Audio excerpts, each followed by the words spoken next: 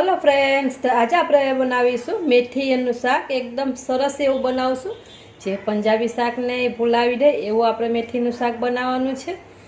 તો તમે જોઈ શકો છો, તેના માટે મેં 150 ગ્રામ મેથી લઈ લીધી છે ને આ રીતના એના પાંદ જ ખાલી લીધા છે. અને આ ડુંગળી લઈ લીધી છે મીડિયમ સાઇઝની બે. ના ઝીણી ડુંગળી મેં આ રીતના કટરમાં આ રીતના ઝીણી ઝીણી સુધારી લીધી છે. બે નંગ ટમેટા લઈ લીધા છે, એની આ રીતના ઝીણા ઝીણા એકદમ સરસ કટરમાં કરી લીધા છે. લસણ લઈ લીધી છે, આદું લઈ લીધું છે, ચણાનો લોટ લઈ લીધો છે અને તેલ લઈ લીધું છે. તો ચાલો તેને કઈ રીતે બનાવાય એને આપણે જોઈ લઈ.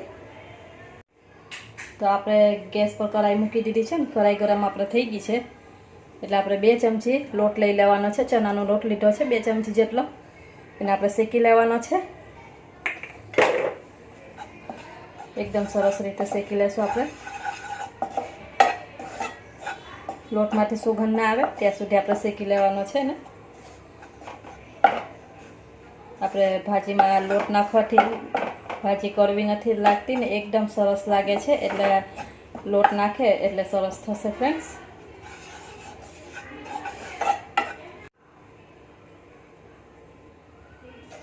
તમે જોઈ શકો છો આપણો લોટનો કલર થોડોક એવો ચેન્જ થઈ ગયો છે. તો હવે એને આપણે કાઢી લેવાનો છે. જો લોટ શેકાઈ જશે એટલે એકદમ સરસ સુગંધ આવવા મળશે, એટલે તમને ખબર પડી જશે ફ્રેન્ડ. એનો કલર એ થોડોક ચેન્જ થઈ ગયો છે. તો લોટ આપણે એક ડીશમાં કાઢી લીધો છે, આ રીતના એને ઠંડો થવા મૂકી દીધો છે. અને આપણે પાછી એ જ કઢાઈ લઈ લીધી છે ને એમાં તેલ લઈ લેશું. 2 થી 3 ચમચી લઈ લેવાની છે આપણે. મેં 3 ચમચી તેલ લીધું છે. તેલ ગરમ થાય એટલે આપણે એમાં રાઈ અને જીરું લઈ લેશું. તેલ આપણે ગરમ થઈ ગયું છે તો અડધી ચમચી આપણે રાઈ લઈ લેશું. રાઈ ફૂટે એટલે એમાં જીરું લઈ લેવાનું છે. રાઈ ફૂટી ગઈ છે એટલે આપણે અડધી ચમચી જેટલું જીરું લઈ લેવાનું છે. એમાં જીરું આપણે એકદમ સરસ ફૂટી ગયું છે એટલે થોડીક એવી હિંગ લઈ લેવાની છે. હિંગ થઈ જાય એટલે આપણે એમાં લસણ લઈ લેવાનું છે. 8 થી 10 કળીઓ લસણની લઈને આ રીતના મેં સુધારી લીધી છે ઝીણી ઝીણી. એને થવા દેશે એકદમ સરસ. આપણે લસણ આપણે થઈ ગઈ છે. તો આપણે આદું લઈ લીધું છે. આદુને મેં કદ્દુકસ કરી લીધો છે આ રીતના. થોડોક એવો આદું લીધો છે. આદુને એકદમ સરસ આપણે એને સાતળી લઈશું. આપણે આદુ સતરાઈ ગયો છે. આપણે ડુંગળી લઈ લેવાની છે. ડુંગળી મેં આ રીતના ઝીણી ઝીણી ચોપરમાં કરી લીધી છે, આ રીતના સુધારી લીધી છે. એને લઈ લઈશું. એકદમ સરસ મિક્સ કરી દઈશું આને ડુંગળીને. તો ડુંગળીને 1 થી 2 મિનિટ માટે થવા દેશું આપણે.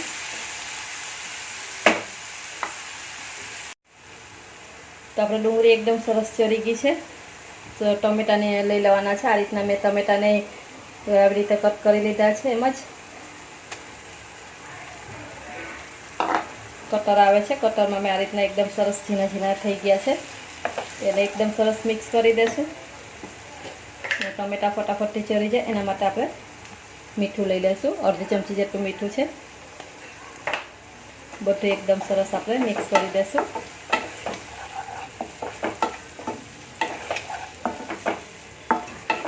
બહુ ઢીરું નહીં ને બહુ ફૂલાય નહીં, એ રીતના આપણે ગેસ રાખવાનો છે.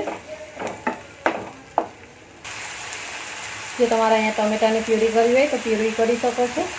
તમારે જે રીતના તમારે કરવું હોય એ રીતના કરી શકો છો. બે રીતે સારું લાગે છે. જો તમે આ રીતના એને ચોપરમાં આ રીતના ચોપ કરી લીધું છે બેયને.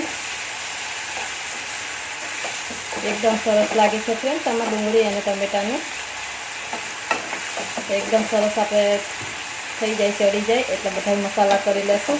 જો આ રીતના તમે ક્યારેય ના બનાવી હોય ભાજી, મેથીની ભાજી ક્યારેય આ રીતના તમે ના બનાવી હોય તો એકવાર આ રીતના ટ્રાય કરી લેજો. તો બહુ જ સરસ બને છે ને કડવી નથી લાગતી આ ભાજી.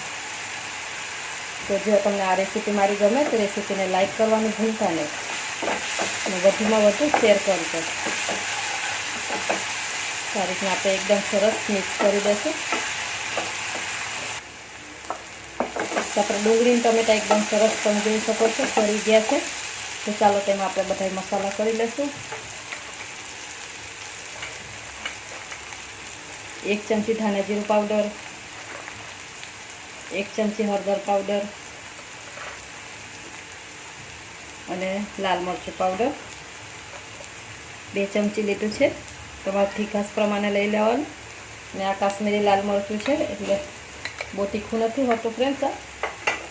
તો તમે જેવું તીખું ખાતા હોય એ પ્રમાણે લઈ લેવાનું. અને બધું એકદમ સરસ મિક્સ કરી દેશું.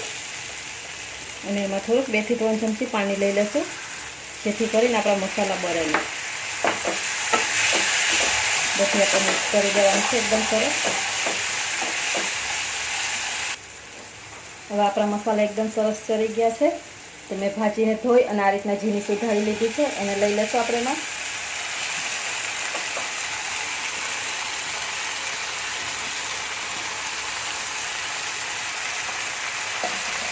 બધું એક સરસ મિક્સ કરી દઈશું ફ્રેન્ડ્સ. આપણે બધું એક સરસ મિક્સ કરી દીધું છે ફ્રેન્ડ્સ. તમે જોઈ શકો છો કેવું સરસ દેખાય છે. એકદમ સરસ મિક્સ કરી દીધું છે એને. હવે ઉપરથી આપણે જે લોટ શેકીને રાખ્યો હતો 2 ચમચી એ લઈ લઈશું. આનાથી આપણે ભાજી કરવી નથી લાગતી ને એકદમ સરસ લાગે છે ફ્રેન્ડ્સ. એટલે જો તમારે લોટ ઉમેરવો હોય તો ઉમેરવાનો, પણ લોટ ઉમેરવાથી એકદમ સરસ લાગે છે શાક. તમે 2 ચમચી ચણાનો લોટ ઉમેરી દીધો છે ને ગેસ આપણે થોડોક ધીરો કરી દેવાનો આ ટાઈમે.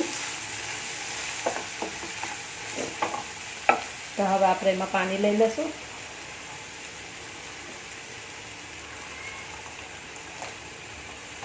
એક વાટકી જેટલું પાણી લઈ લીધું છે ને આ 1 વાટકી ભરીને પાણી લઈ લીધું છે.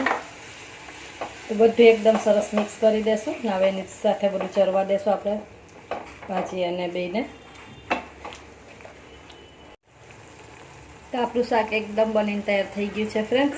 તમે જોઈ શકો છો ઉપર તેલ છૂટું પડી ગયું છે એકદમ સરસ. તો બસ હવે આપણે ગેસને બંધ કરી દેવાનું છે. તો એકદમ સરસ થઈ ગયું છે ફ્રેન્ડ્સ. જો તમે આ રીતના ક્યારેય ના બનાવ્યું હોય તો એકવાર જરૂરથી ટ્રાય કરજો અને મને કોમેન્ટ કરીને જણાવજો કે મારી રેસીપી તમને કેવી લાગે છે. જો મારી રેસીપી ગમતી હોય તો રેસીપીને લાઇક કરવાનું ભૂલતા નહીં અને વધુમાં વધુ શેર કરજો. તો ચાલો આપણે એને એક ડીશમાં સર્વ કરી લઈએ.